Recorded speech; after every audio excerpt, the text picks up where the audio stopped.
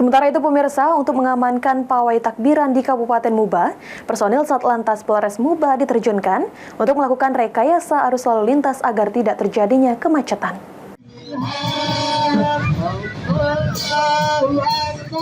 Antusias ribuan warga Muba mengikuti pawai takbiran Idul Fitri, membuat Satlantas Polres Muba melakukan rekayasa lalu lintas untuk mengantisipasi terjadi kemacetan penumpukan kendaraan di lokasi titik kumpul pawai takbiran. Pada pelaksanaan takbiran ini, menurut Kasat Lantas Polres Muba, AKP Riki Mozam, menerjunkan sejumlah anggotanya agar tidak terjadi hal-hal yang tidak diinginkan.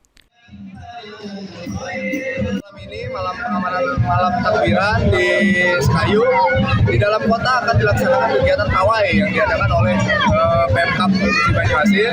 Dalam ini kami Polres Musi Banyuasin melaksanakan kegiatan pengamanannya.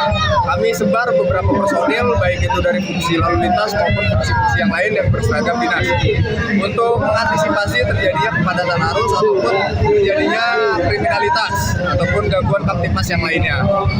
Pak, ini ada rekayasa lalu lintas atau tidak, Pak, untuk konstruksi? Rekayasa lalu lintas kami laksanakan di beberapa titik, dialihkan. Contohnya di Jalan Simpang Pendopo ini kami berlakukan one way, hanya bisa dari arah keluar dari Pendopo ini, tidak bisa memasuki daerah acara ini.